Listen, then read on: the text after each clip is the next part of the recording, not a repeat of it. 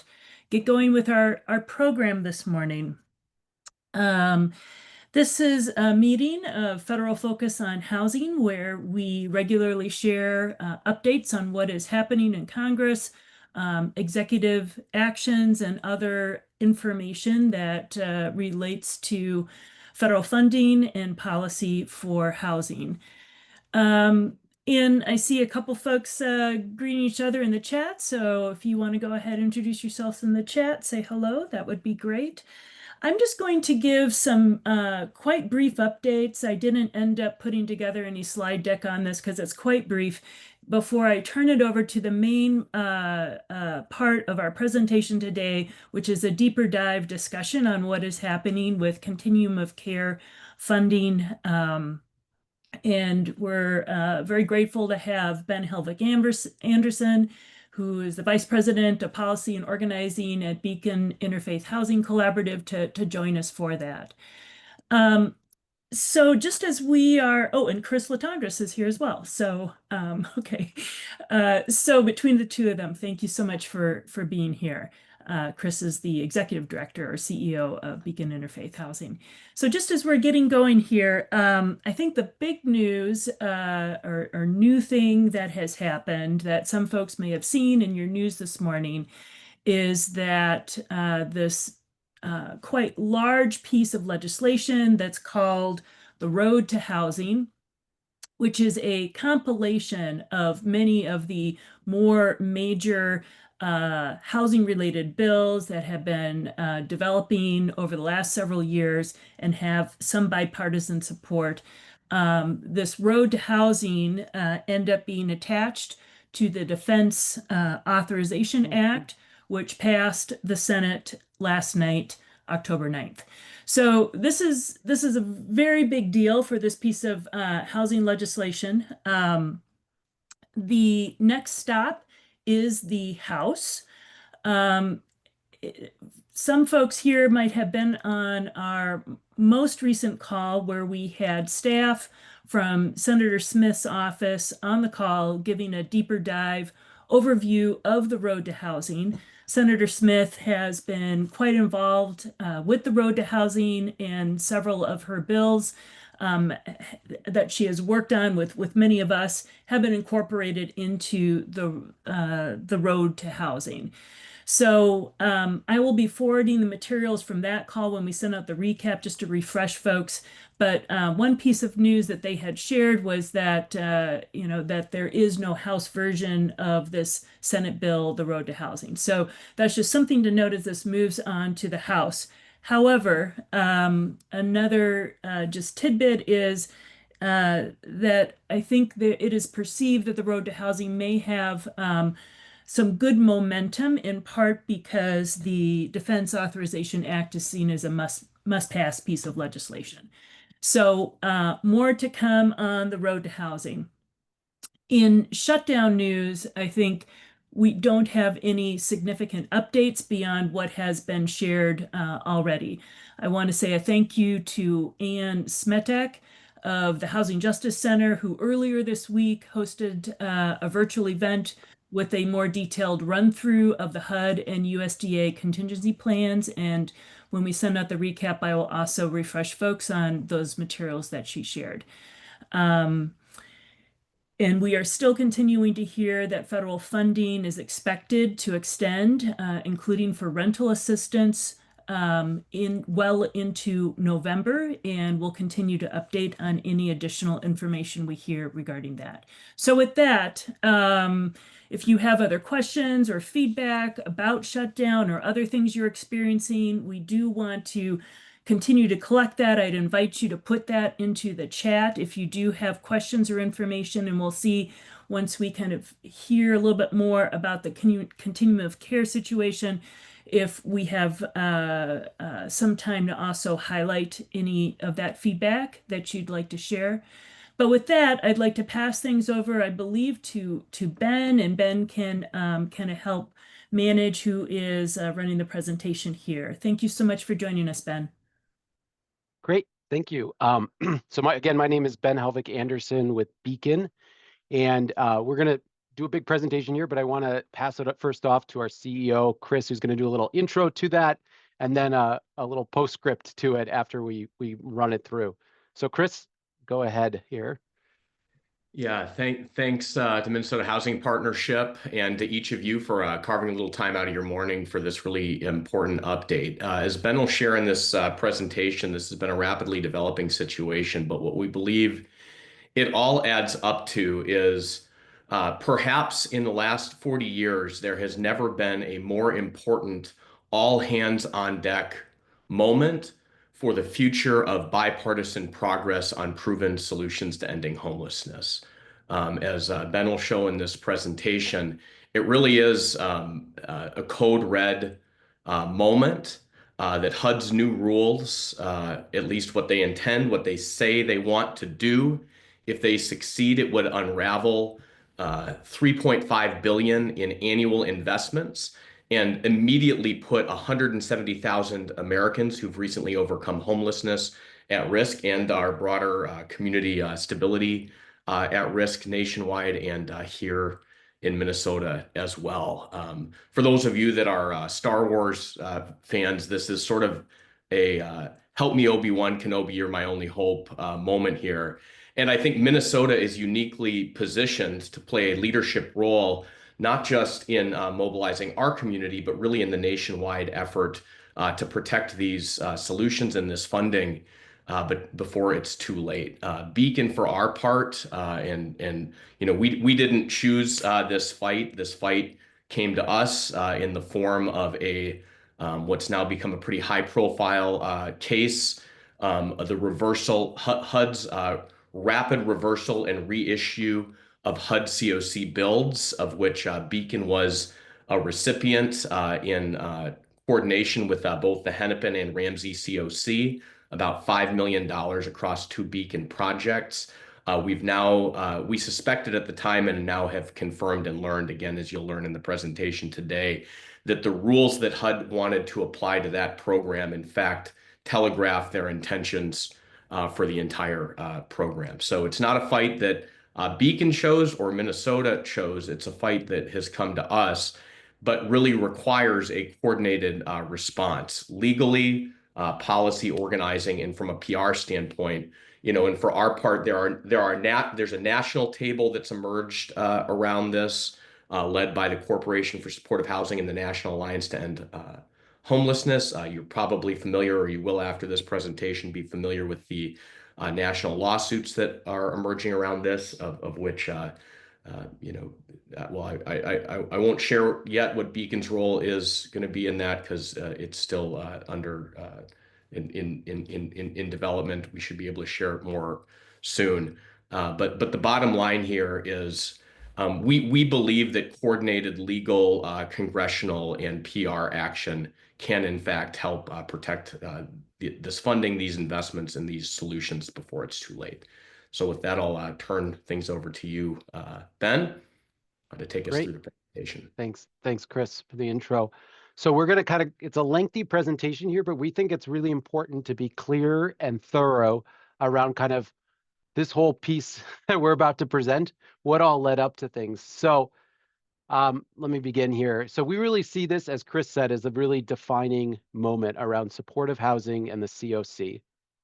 And the big takeaway, what Chris just said, right, is this is a code red, that what started with requirements for a small program, which we're going to talk about here and kind of walk you through the story of HUD COC builds, has now turned into a full-on assault against our homeless programs that could really impact thousands of Minnesotans and many of our work that we're all connected to here. And that now is really a moment of clarity, care, and urgency to protect these solutions before it's too late.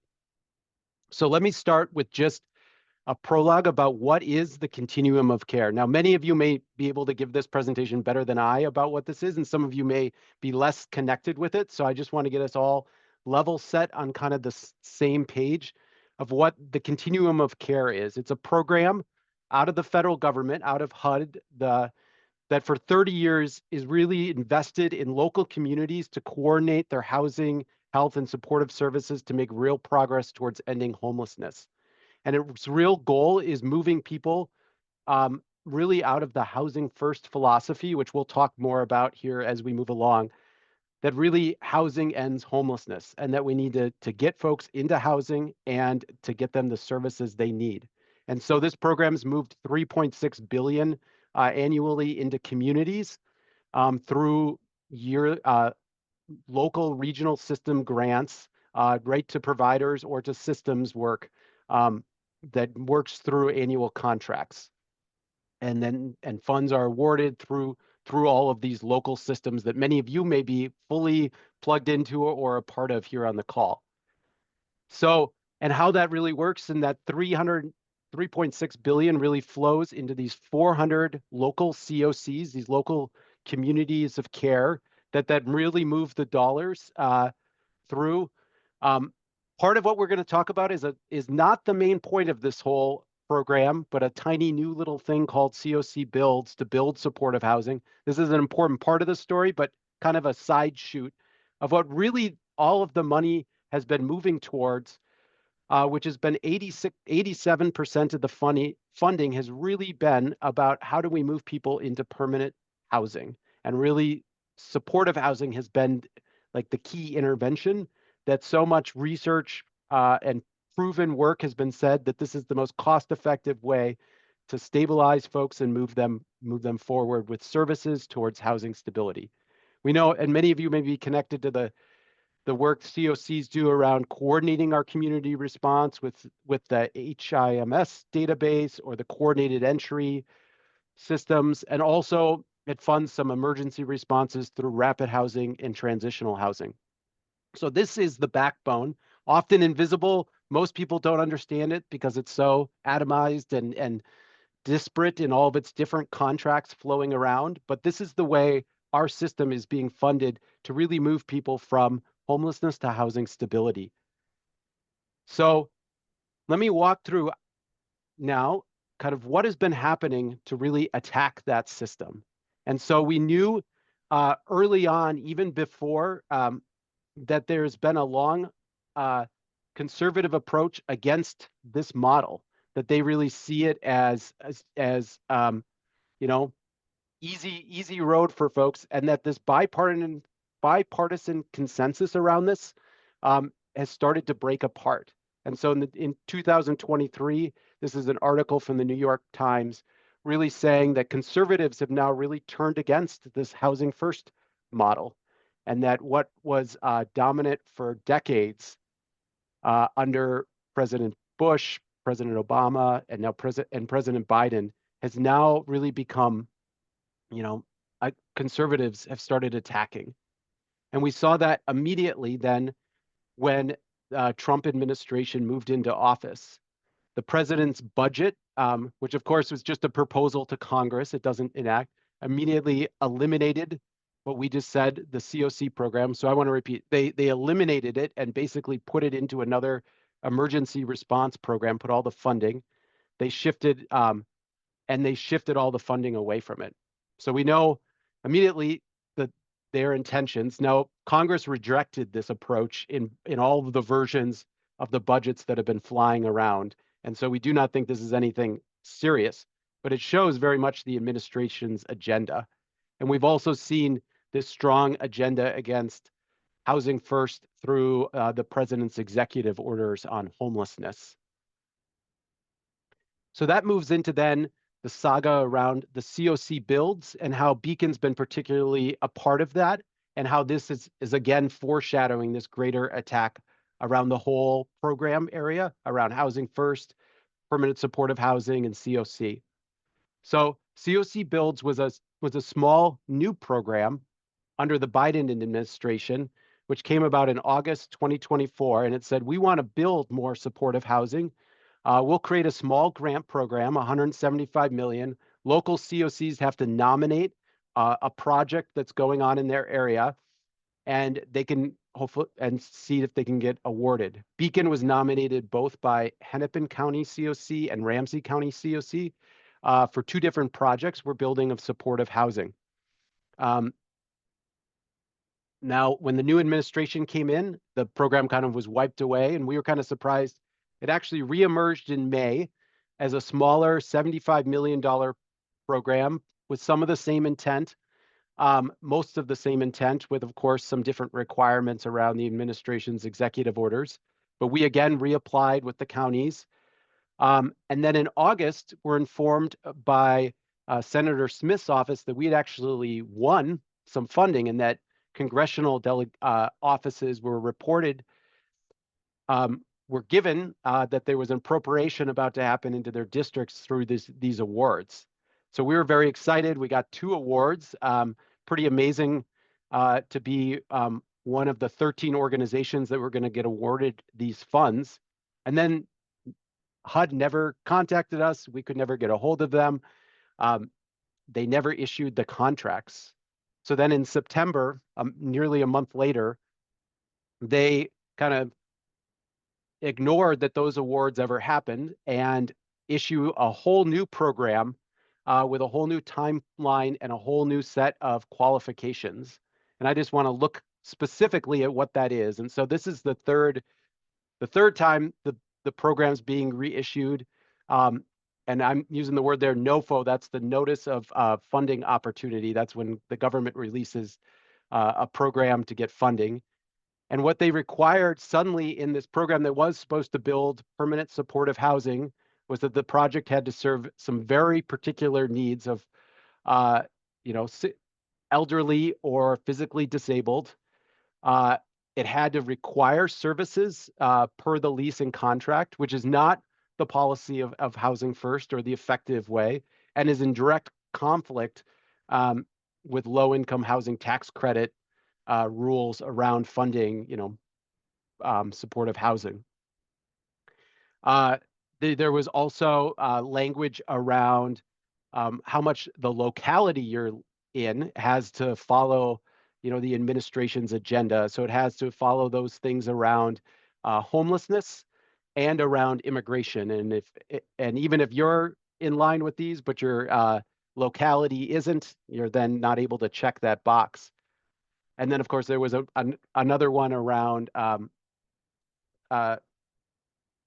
gender as well around this. And so this really, and then they only gave us 7 days to reapply.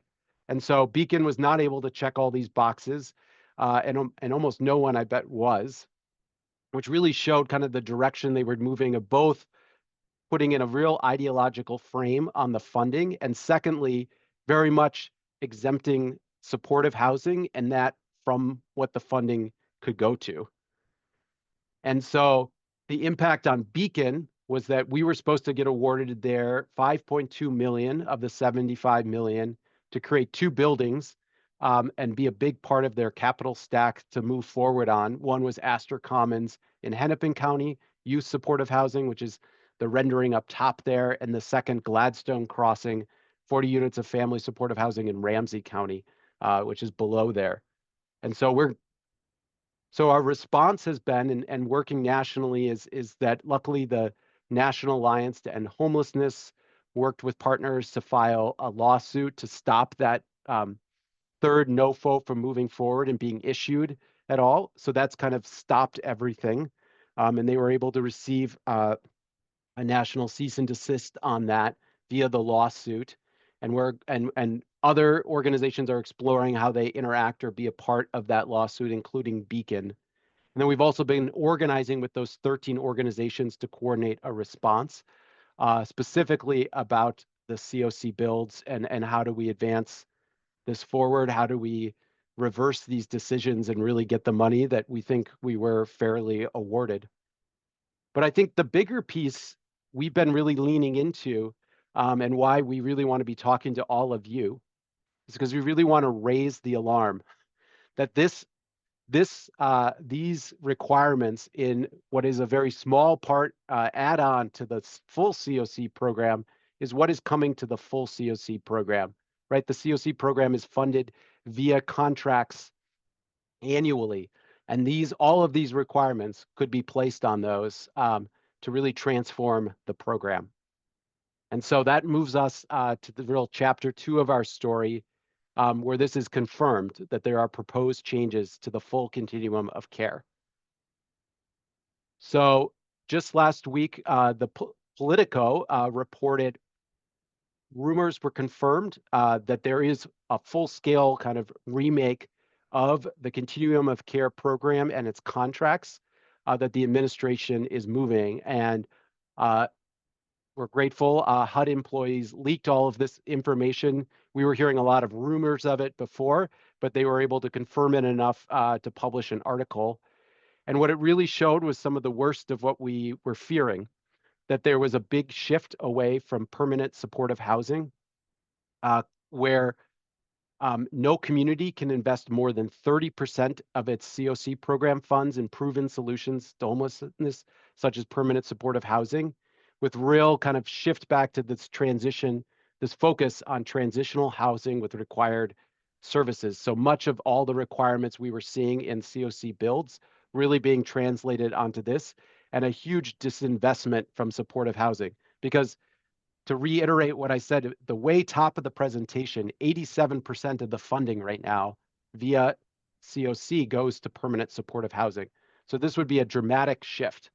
And then Chris, I know there's a little more information to add on here even as well. So Yeah, do you want I to was gonna like there's throw some that in? additional color here that I didn't want to put in writing yet. We've been asked. So as I mentioned earlier, Beacon now sits at this national steering committee where we're getting some information in real time over and above what's here. So we've been asked to be selective with who we share this and not, broadcast it publicly in like talking points and whatnot. But I'll say that these same sources in HUD that provided this information have suggested another change that would actually even further restrict this. If you think back to that chart Ben showed with the 3.6 billion and how it flows, that money broadly is, if you think of a pie chart, in two primary buckets. 90% of that $3.6 billion annually flows down directly to the 400 COCs in alignment with their community plans. 90%. 10% goes into these supplemental programs that align with whatever a given administration's preferred policy approach and priorities are. It's the prerogative of any administration to set their policy agenda. Nobody disputes that. Of course, the Trump administration has its preferred approaches, and they're entitled to take about 10% of that to turn it into competitive programs that they want to steer towards their preferred solutions. So 90% goes in this base allocation to COCs, 10% to competitive programs aligned with administration priorities. What we have heard from these same sources, HUD wants to do as when they release this new NOFO for the 2025 COC is to flip that. That 70 cents on the dollar, 70% would go to these competitive programs entirely aligned with the preferred approaches of the administration, and only 30% would go directly to the COCs, 30 cents on the dollar. And within that, only 30% could be spent on permanent housing or supportive housing. With these criteria, we believe that would categorically exclude as many as 36 of 50 states nationwide from receiving any of this funding. So it's what's being reported is serious. What we understand to actually being is contemplated is even more serious. And the other important point here is that this is the administration's attempted end run around Congress, right? The president released his budget that telegraphed a lot of this stuff, but he would have to get that passed through Congress. What they want to do is with these new rules is entirely circumvent the congressional process and just impose it unilaterally on 2025 dollars, right? Dollars that should have been issued already and haven't yet. So we're waiting for these new rules to drop imminently, probably as soon as the government shutdown ends. Thanks, Chris. Super important. So yeah, like this is what's reported now. It's probably much, much worse is what we're hearing, which should just raise the alarm even more. and why we're calling this a code red. That, right, maybe it's just 30%, but maybe our whole state isn't eligible, or it's 30% of 30%, and it could be just very dramatic. So to reiterate, HUD's response to these leaks really shows where they're at. Is HUD's official spokesperson said, HUD is no longer in the business of permanently funding homelessness without measuring program success at promoting recovery and self-sufficiency. There will be more news on this much needed paradigm shift soon. And so they are not backing away from this. They are moving forward. And the only reason why it has not happened yet is there was a government shutdown and they don't have the staff to put out the new NOFO, as far as we know. And so we anticipate these changes to continue hurtling forward and to coming out as soon as this government shutdown is resolved, or if they get it out beforehand, who knows?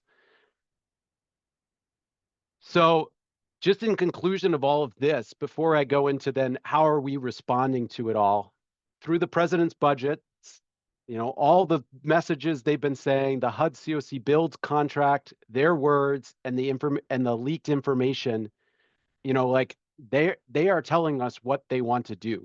They want to eliminate, anything doing the housing first model, stop permanent supportive housing through eliminating the COC program completely, or defunding it as much, or changing it as much as they can.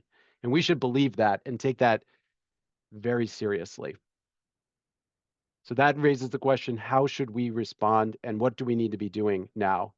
And so we're really raising up that we need to be, informing and organizing, working hard to really be lifting up this invisible system at this moment, right? The continuum of care and permanent supporting housing are really not known widely. Most people do not know what they are, but it's really the backbone of our homeless response system. And we have a good story to tell about how it has worked, how effective it has been, and how devastating this administration's proposed changes could be to really unraveling decades of progress that has really happened across our community, that many of us have been engaged in and helping advance, though knowing it's never been funded enough. We've always been scrappy, pulled it together, but we cannot lose or back away from what we've achieved so far. And so I'm going to share with you a couple graphs created by the National Alliance to End Homelessness to help some of our messaging here. This one's a bit busy, I'll say, but it's trying to name and put into perspective how many people nationally would be affected by these devastating cuts to the continuum of care, really comparing it to the number of folks experiencing homelessness. And then they threw in some natural disasters in here for effect. But I really want you to focus on this number here, which is that 217,000, which is really the number of people nationally who would be impacted by this, and how it compares. That it is more than the folks who are homeless at this time. These are folks we have moved out of homelessness, who have some housing stability, who could be at risk now. This is another great graph to highlight, and this is showing the percentages in each state of permanent supportive housing that is funded by COC. And so the percentage means that amount of your stock of permanent supportive housing is funded by the COC. And so in Minnesota, nearly half, 47% of the permanent supportive housing we have in our state is funded via the continuum of care. And we can share this graph out more. It's on the National Alliance to End Homelessness. You'll see some states have a lot more, some have a lot less. But to break that down via our continuums of care, which are our regional bodies holding all of this. So we have 3,000 about units. We have 6,000 units of supportive housing in the state. So 3,000 of those are funded via the COC program. Here's the breakdown by continuum of care. But what's really interesting in this graph is the far right column, which really shows the percentage of those in that area that are dependent on COC contracts. And you'll see actually the ones in greater Minnesota are actually the most impacted by these cuts, where Duluth, St. Louis County, 92% of their permanent supportive housing units are rely on continuum of care contracts. And of course, in the metro where there's more county and local resources, it's half and half, but still a significant amount, which would be really devastating to our system. So in summary of these stats, right, the continuum of care is channeling into Minnesota about 55 million each year. So it's annual contracts that people depend on, the most consistent funding stream folks have for services. And that helps over 13,000 people experiencing homelessness in Minnesota. Of those 6,000 homes that are permanent supportive housing, that is a huge, each represents, neighbors who are no longer out on the streets and builds a stronger foundation for a healthier, more prosperous communities. And nearly half of those homes are funded by the Continuum of Care program. So that's really what's at stake here and how large of an issue this is. So our overall call to action, right, is that this is a code red. We all need to stand up and do something right now. Amidst all of the noise and all of the chaos that is happening in our world, we cannot lose sight of this, and we cannot let people ignore that this is happening. And we must act now with clarity, care, and urgency to protect it. And I'm going to hand it off to Chris here to name a little bit about this larger theme we're thinking of as well at this moment, before we get into the direct ask of what we can all do now to advance our strategy. Yeah, thanks, Ben. I guess we'll just wrap up this formal presentation portion by saying, though it is a moment of urgency and clarity, we don't have to just be bystanders or spectators to what's happening and sort of wait for it to happen to us. To maybe extend a tortured Star Wars analogy, the Death Star is coming into orbit, but we don't just have to sit idly by and wait for it to start, aim its beam at the COC. In fact, what we've seen in the last several months since the administration took office is in places where there are coordinated legal, like really smart and coordinated legal, organizing, policy, PR efforts, especially those that are able to get broad public attention, bipartisan attention. We, in fact, are seeing, sand in the gears, wrench in the machinery, and actions slowed down and programs remaining intact.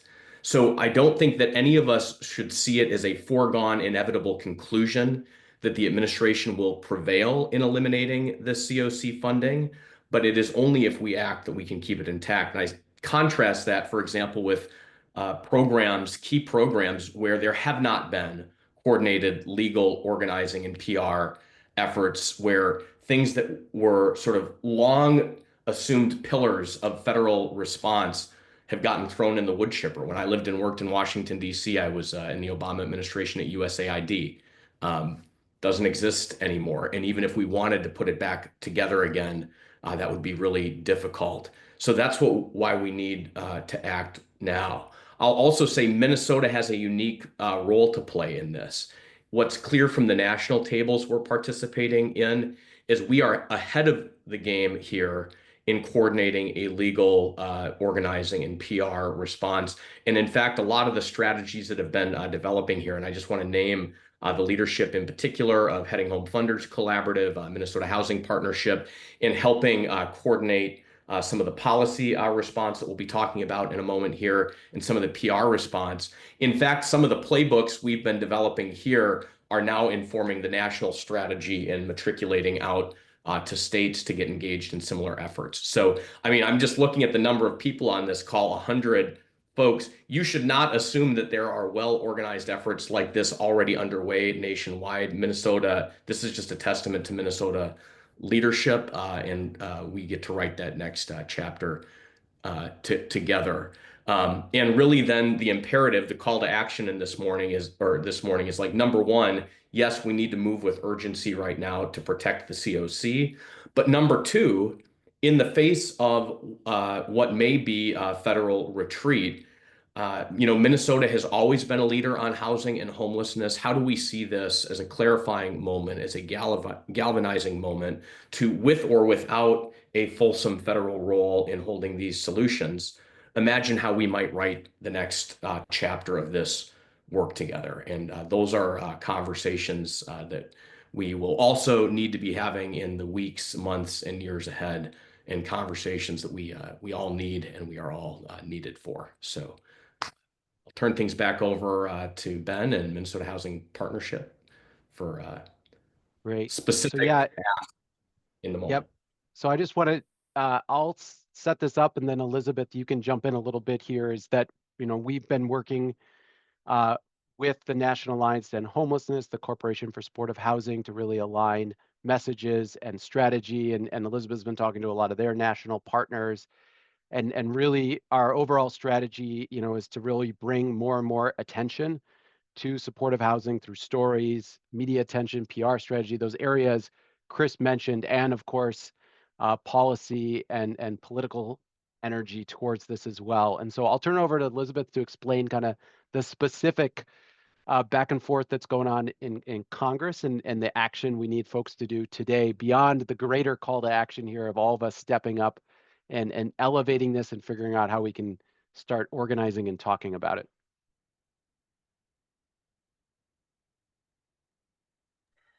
Thanks. Sorry, I'm just getting unmuted here.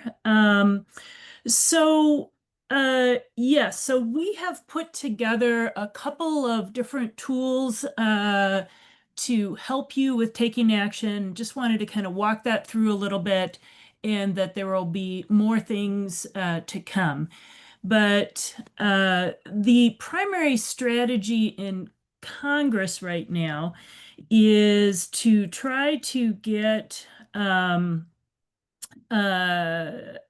provision attached to whatever short-term continuing resolution does get adopted by Congress that will renew the funding kind of as is for the continuum of care. So there's some language that is supportive of that, and we've put together a few different ways that you can take action on this.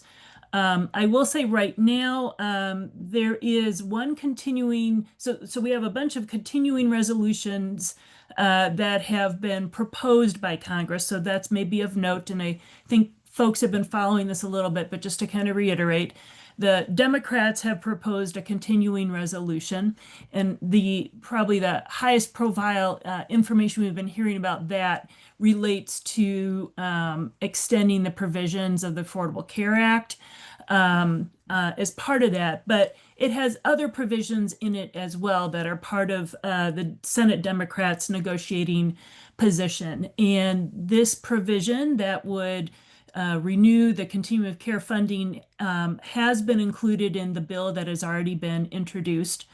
The strategy with that particular bill is to continue to convince Democrats, including our Democratic senators, Amy Klobuchar and Tina Smith, that this provision should be very high in the priority list. So again, there are several provisions in the continuing resolution about things that are part of the Democrats' negotiating posture, and we're trying to make sure they know that this should be a very high priority.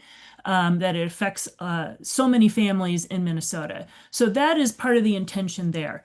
There is also a strategy of reaching out to Republican members of Congress. And of course, in Minnesota, there we are focused more on members of the House. So there we are also working on kind of a similar talking point of asking that the continuing resolution include a provision that would renew the continuum of care contracts. And we've included some of the talking points, but one of the things that is a talking point that's relevant to both the Democrats and the Republicans is that this is essentially what you call a no-cost provision. It isn't adding any cost to what they would be doing in Congress, because it's really about funding that Congress has already approved in a prior budget year. and just ensuring that that funding gets out the door. In addition to this, we are working together with many housing partners on securing some meetings with our members of Congress.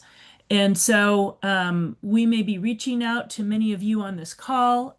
We want to tailor some of these meetings that we are requesting to those who are constituents, especially once you get into the members of the House. And so that's part of our strategy as well. This is a very quick turnaround strategy. So we really want you to take action. Because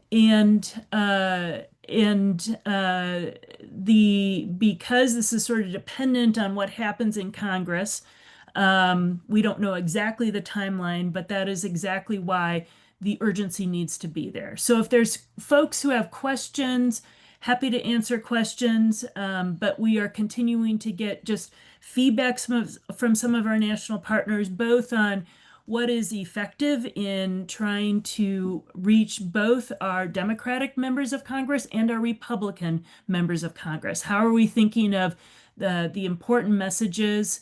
But I will say what we have continued to hear from all of our members of Congress is that it is the stories from their districts that really make a big difference. So again, that is why information from you is very important. That is why you taking action is very important, and why we hope, as we are trying to coordinate some of these meetings, that some of you will be able to join us. I'm curious if, sorry I haven't been able to look through the audience list. Is Amy Stetzel on the call? And she may not be. Just wanted to kind of call out that Amy Stetzel, with the who's the Upper Midwest director for the Corporation for Supportive Housing, CSH, has really been also raising the alarm, playing a tremendous leadership role, and just wanted to say thank you to her and recognize her. I know she's got a lot on her plate. There's a question here whether there are any efforts underway in Minnesota or nationwide to sue the administration as soon as the COC NOFO is issued. That's probably a question for Ben or Chris on what they hear from their national partners. Yeah, I can just say that certainly yes. Like I think national partners, especially with the warning of the leaks and how they've already immediately responded out of COC builds, are prepared to do that. We've also been in locally in contact with different COCs, with Hennepin County, with the Attorney General's office in Minnesota around both the COC builds and what we're anticipating to see, to prepare on multiple fronts, what locally and nationally we can all do around that. And I think we're all exploring what makes the most sense. But we're actively trying to connect all the dots and make sure folks are ready for this bigger fight. Just because I don't see other hands up right now, I just might also do a couple other call outs to see if others want to say anything. Again, the Heading Home Funders Collaborative has been incredibly supportive in especially supporting a big range of strategic comms efforts around a variety of federal federal issues. I don't know if Patrick Ness is on the call, but they have contracted with McClung and Associates and Brian McClung, Kate Raddatz. Many of you have met before. They are actively working with folks on trying to get some media attention to what's happening with supportive housing. I don't know if any of those folks wanted to say a word or two about that. And then also we have a group that's working on home stories, which I think is just another piece to continue to pull out, because this all goes to how we're able to share stories. That is really our most impactful way to get attention and make sure there is a connection to what's really happening to Minnesotans and Minnesota families.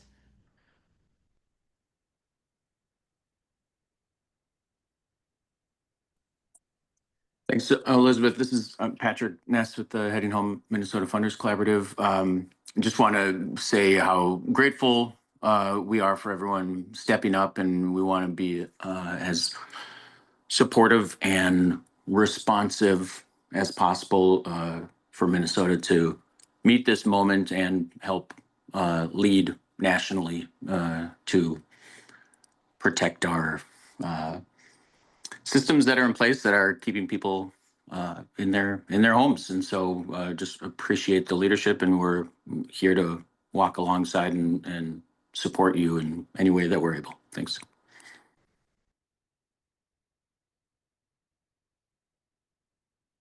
I know I see a message from Ruth about how to send out emergency messages, and I think Ben is responding in the chat. That's exactly why we put together this every action, the action alert, which again kind of relies on all of you, how we're able to continue to get that message out there and have people act upon it. So thank you. Sue, you have your hand up.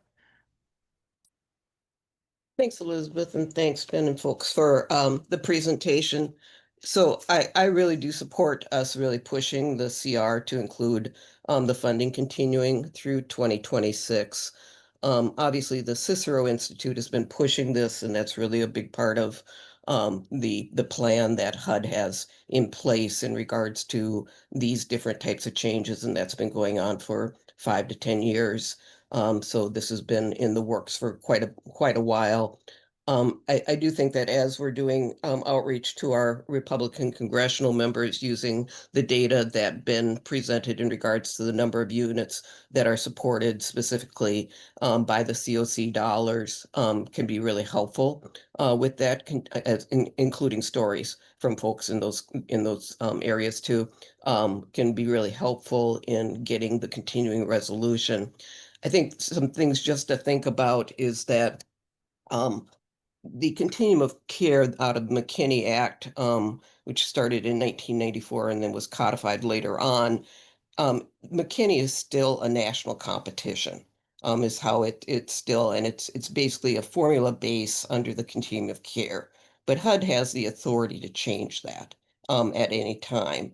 And so I think as we're looking at potential lawsuits, we need to recognize that HUD has prioritized permanent supportive housing with the staffing that they've had there over the last couple decades and the renewals. We did have the opportunity to move all the renewals into Section 8, starting in 2009 with the Hearth Act Amendment, but that was never done by HUD or pushed by national groups.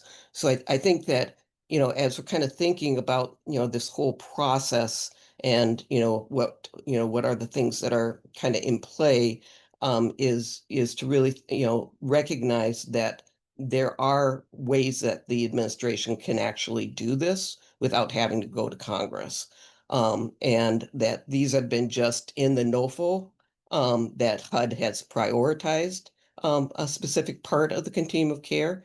And so I just think that as we're continuing to work through how we have a robust continuum of care that, can service newer people that are experiencing homelessness, as well as people that are in permanent supportive housing, how we all work together on that to make this really work for all the people at risk and experiencing homelessness today and the folks that are in permanent supportive housing right now. Thank you.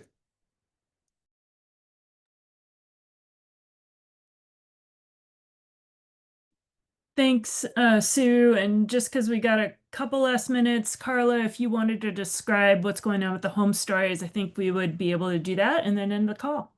Sure. Hi, everybody. I'm Carla Godwin, and I get to lead the Home Stories story collecting team. We've been collecting stories for the past couple of weeks, StoryCorps style at MCH and other conferences. So we're very excited about that, but we are particularly trying to connect with people who are involved with the COCs around the state so that we can gather stories from constituents that could have that could be impacted by these decisions. And so we can share those back with policymakers and others. So if you are interested in sharing a story, if you're connected with people that you know could share a story, my email address is in the chat. I'd be very happy to connect with you. We can come out to where you are and do some interviews. And we'd be very happy to make that simple for you and your residents or constituents as well. So again, my email address is in the chat. Our website is also there, and I would love to connect with you.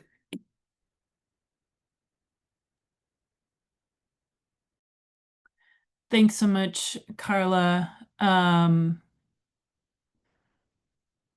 Yeah, and Tanya has recommended in the chat, continuing to emphasize connection between healthcare and housing. Thanks for that, Tanya. Appreciate it.